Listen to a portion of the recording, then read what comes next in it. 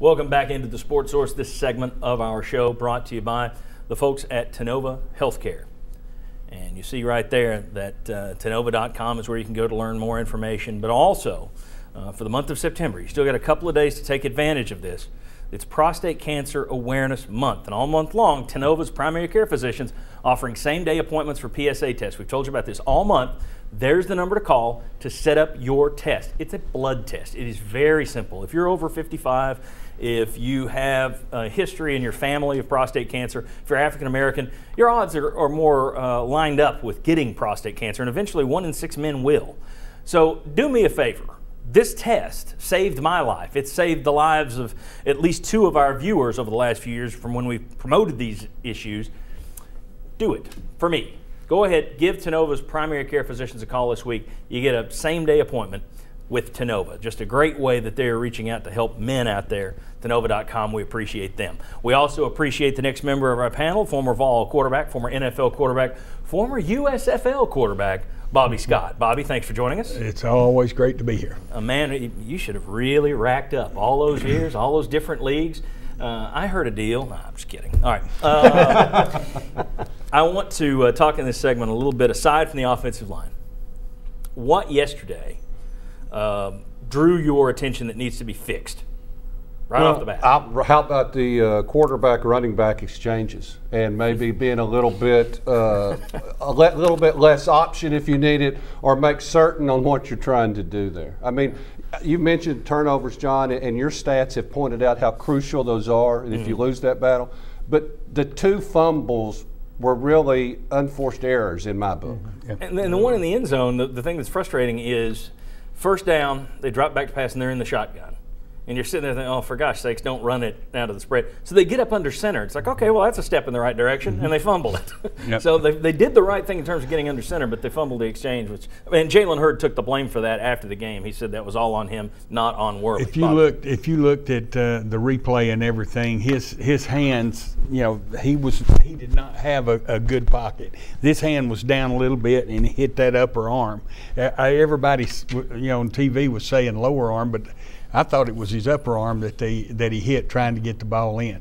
Now, that said, the quarterback has got to get that ball in his gut, no matter what. If he doesn't get it in his gut, he's got to pull it back, try to get it out of the end zone himself.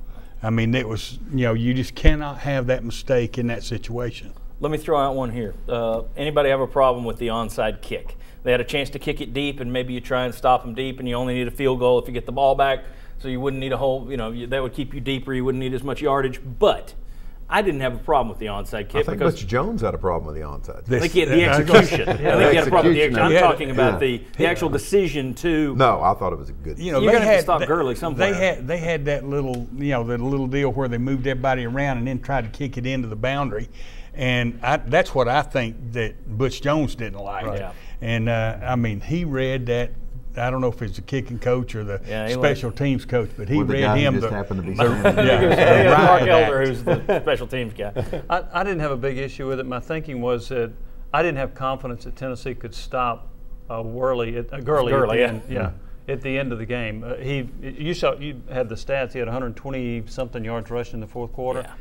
He was on a roll, and I didn't think Tennessee could stop him. I thought they had as good a chance of getting an onside kick as they did stopping Gurley. We played the Chicago Bears, and they did the same thing with Walter Payton.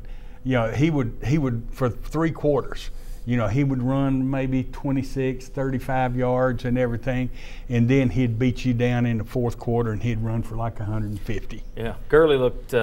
He looked like he was still at full strength in that fourth quarter, and Tennessee's defense looked like it was a little bit gassed at that point.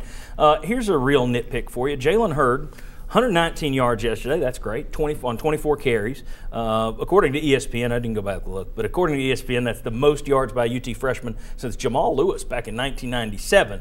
So a good day overall. However, two of his biggest runs were those draw plays at the end of the half. That was 37 yards. On the other 22 carries, 82 yards, 3.7 yard average. Not bad, but there's been some talk. Is he fast enough? Is he as fast as people expected? Do you guys think that Hurd is fast? Personally, I think the fact that he runs straight up might make him look a little slower than he is, because I never thought James Little Man Stewart was very fast either, but some of that may just be his straight up style. Do you think he's fast enough? I think right now he looks a little slower than what I expected from the way he played in high school, but I will also say this. There's not a lot of times he gets to hit a clean hole and just bust on through and get up to speed. Too many times he's having to make little moves at the line of scrimmage, so I don't think until the offensive line opens up some better holes. On one of the draw plays that he ran that you're talking about, he clearly was outrunning Georgia guys. I mean, so I think he's got pretty good speed. I think you'll see more of it if he gets clean holes. Yeah, I think he's fast enough. I think his running style makes him look like he's not as fast as he really is. Yeah. You may question how fast he runs, but you can't question his effort on the touchdown. When it was second effort that got that ball in the end zone. He had a couple of runs like that yesterday. Yeah. I think he's gotten, you've seen him improve game to game to game to game, I think. He's gotten better each week. And we've pointed out, too, and people need to remember this. This is a true freshman that didn't play after his first game last season. In high school, right. And you have to put that in perspective. Yeah. This was his fourth game in more than a year. Exactly. So, Bobby, I'll let you finish. Playing, in that ball game, the running plays that we had that were really, good running plays that were the draw plays, and that's what you call to slow down the rush. That's what you call screen passes, and I thought we should call more of them. I mean, try to take pressure off the offensive line a little bit that way. Okay. All right. When we come back, some cheers and some jeers. This is going to be kind of a little fun segment. We still have a lot to come. We got a lot of preview of the Florida game coming up. Will Overstreet and Shazon Bradley going to do a little demonstration in terms of what Will has picked up in terms of an ex-defensive lineman looking at pass rush against the Tennessee offensive line. Talked to Mike Stoll yesterday. He had some interesting points about the O-line. A lot of stuff to come. Come on back on the Sports Source. Quality, quick. Trust Fast Frame.